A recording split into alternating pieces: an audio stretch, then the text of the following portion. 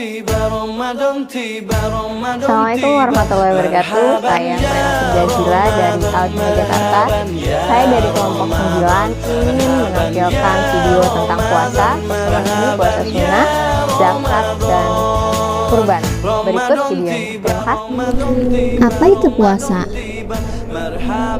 Yang pertama, secara bahasa berasal dari bahasa Arab, syaumu, menahan dari segala sesuatu, makan, minum, nafsu, menahan bicara yang tidak baik dan bermanfaat. Kemudian secara istilah juga ada. Kemudian syarat wajib puasa apa aja sih? Yang pertama yaitu muslim, yang kedua baligh, yang ketiga berakal sehat, yang keempat mampu berpuasa, yang kelima tidak dalam keadaan haid. Nah, hal-hal yang memberatkan puasa nih: pertama, makan dan minum dengan sengaja, bersenggama atau bersetubuh, yang ketiga memasukkan sesuatu pada lubang anggota badan, yang keempat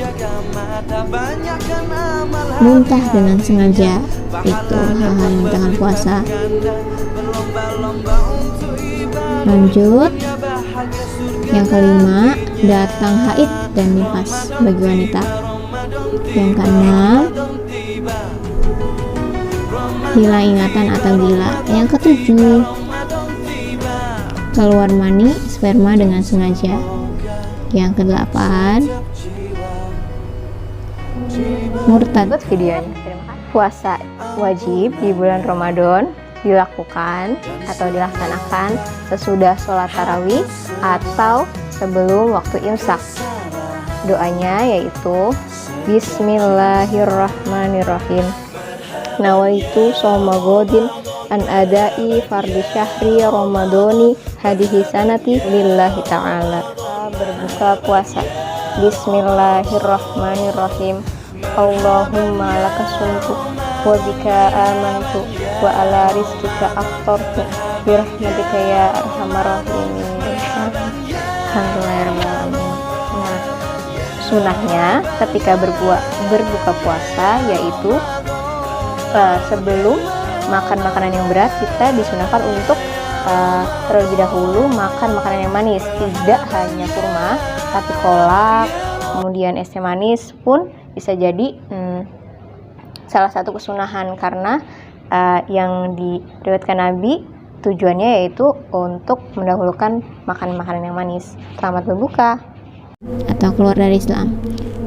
Kemudian ada puasa sunnah, yaitu puasa sunnah yang boleh dilakukan dan boleh juga tidak dilakukan. Apabila dilaksanakan mendapat pahala dan jika ditinggalkan tidak mengakibatkan berdosa.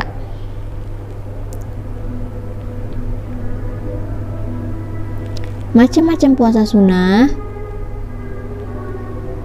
puasa Senin Kamis, puasa Arafah, puasa Syawal, puasa Tasu'a dan Asyura, puasa Daud, puasa bulan Syakban. Puasa Tasu'a. Bismillahirrahmanirrahim. Nawaitu shauma tasu'a sunnatalillahi ta'ala. Niat puasa Asyura. Bismillahirrahmanirrahim. Nawaitu shauma Asyura sunnatalillahi ta'ala. Niat puasa di hari Senin. Bismillahirrahmanirrahim. Nawaitu shauma yaumal isnain sunnatalillahi ta'ala. Niat puasa di hari Kamis. Bismillahirrahmanirrahim. Nawaitu shauma yaumal khamisi sunnatalillahi ta'ala. Niat puasa Daud. Bismillahirrahmanirrahim. Nawaitu shauma Dawuda sunnatalillahi ta'ala. Niat puasa di bulan Arafah. Bismillahirrahmanirrahim.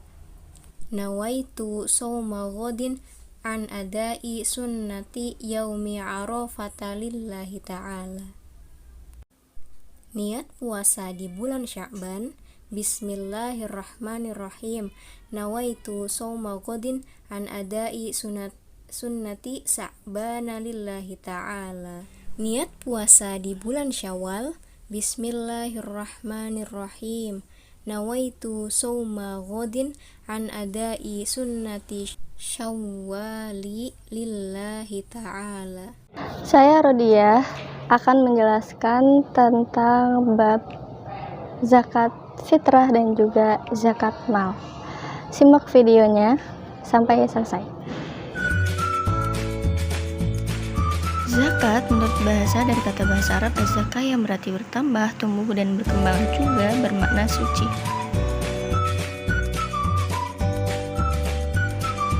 Sedangkan menurut istilah, zakat yaitu sesuatu yang hukumnya wajib diberikan dari sekumpulan harta benda tertentu menurut sifat dan ukuran tertentu kepada golongan tertentu yang berhak menerimanya.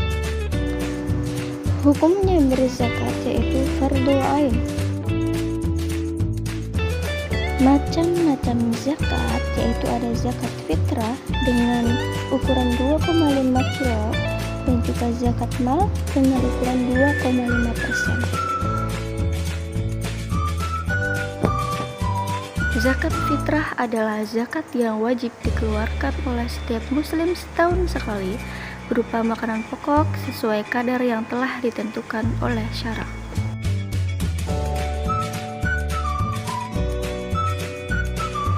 Hukum mengeluarkan zakat fitrah adalah fardhu ain.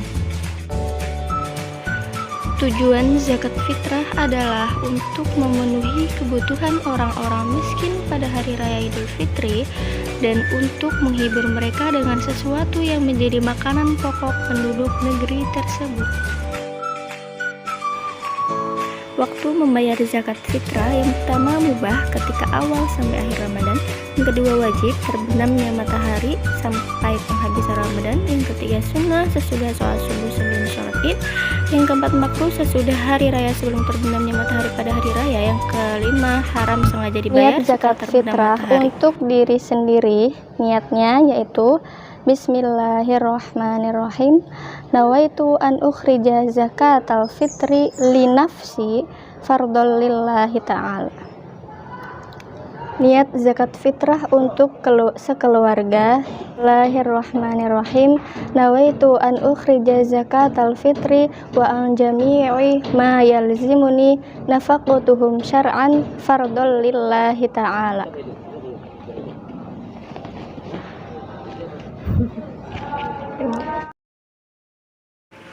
Niat zakat fitrah untuk istri. Nawaitu an ukhrija zakatal fitri an zaujati fardhol lillahi ta'ala. Niat zakat fitrah untuk anak laki-laki putra.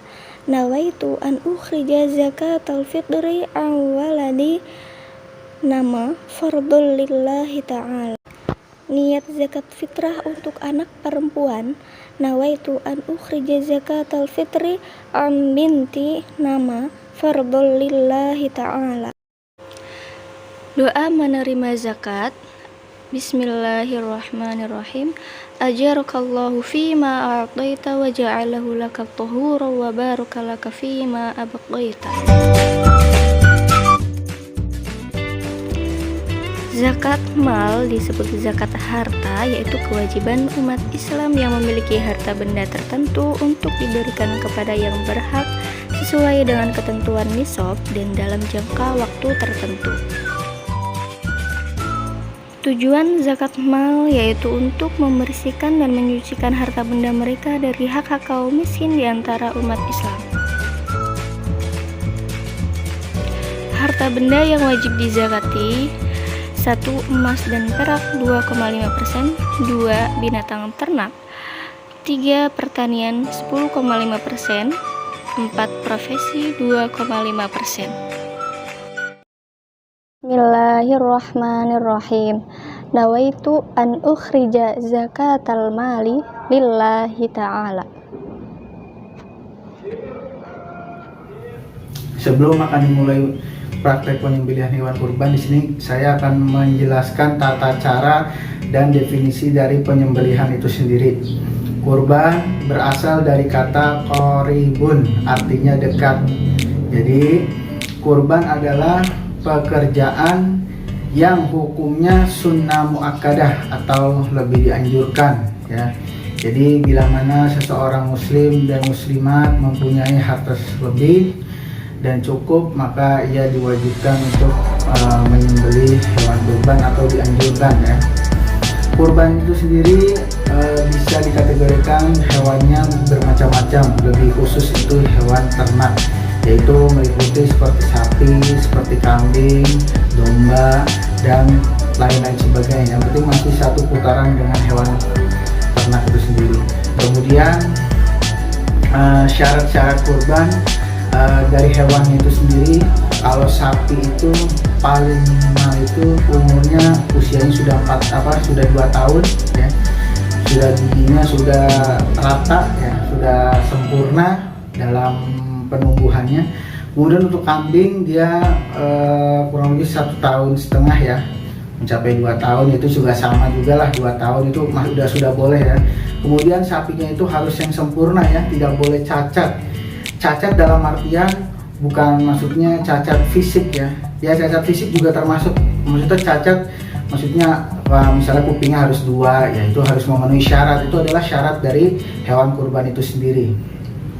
Kemudian umurnya harus cukup dan kemudian mampu ya, orang yang kurban pasti harus mampu ya, kalau tidak mampu tidak dipaksakan. Sekarang juga ada yang namanya kurban gabungan ya, itu bisa menjadi salah satu cara untuk kita berkurban secara kolektifan.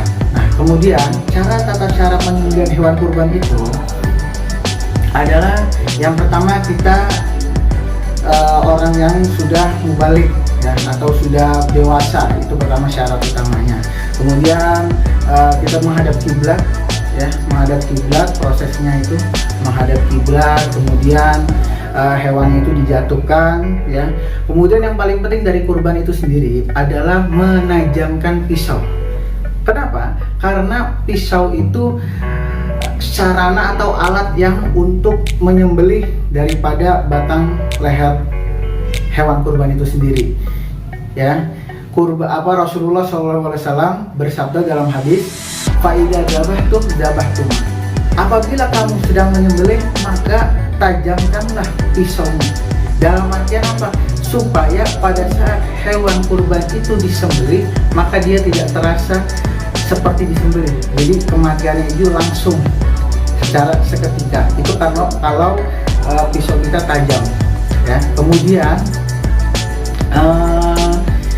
tajamkan pisau sudah, kemudian kita membaca doanya. Doanya apa? Bismillahirrahmanirrahim. Allahumma hadza minka wa ilaika fataqabbal minni ya karim.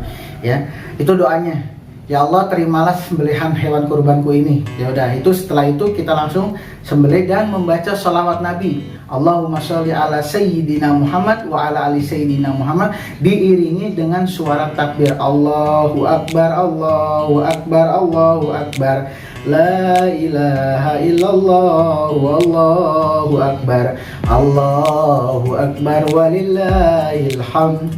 Dah, situ saja. Wassalamualaikum warahmatullahi wabarakatuh. Assalamualaikum warahmatullahi wabarakatuh. Di sini saya ingin mempraktekkan cara menyembelih hewan kurban. Caranya adalah yang pertama, hewan kurbannya itu kita sudah dalam posisi rubuh seperti ini. Kemudian kita ikat kakinya, ini sudah dipegang. Setelah itu kemudian kita memotong. Tapi sebelum memotong, hal-hal yang perlu kita perhatikan adalah yang pertama, pisau kita harus tajam ya, seperti tadi yang sudah saya sebutkan hadisnya, faida zabahtum zabahtuma. Ketika kamu ingin menyembelih maka pertajamlah pisaumu agar tidak menyiksa hewan kurban. Kemudian setelah kita sudah seperti ini, sunnah yang kedua adalah menghadap kiblat. Ini sudah menghadap kiblat ya. Kemudian setelah menghadap kiblat, baguskanlah pisaumu untuk menyembelih hewan kurban. Karena dalam penyembelihan itu harus mengenai 3 syarat. Yang pertama syarat untuk bernapas, yang kemudian syarat untuk saluran makanan, yang ketiga syarat untuk pembuluh darah. Itu harus terkena. Jadi dalam satu kali tebasan itu memenuhi 3 syarat. Langsung saja kita praktek untuk menyembelihnya. Bismillahirrahmanirrahim. Allahumma sholli ala sayyidina Muhammad wa ala ali sayyidina Muhammad. Allahumma hadza minka wa ilaika fataqabbal minni ya karim. Allahu akbar, Allahu akbar, Allahu akbar. La ilaha illallah, wallahu akbar, Allahu akbar, walillahil hamd. Setelah sudah rapi semua, baru kita akan proses untuk menguliti dan kemudian lanjut ke proses yang berikutnya. Wassalamualaikum warahmatullahi wabarakatuh.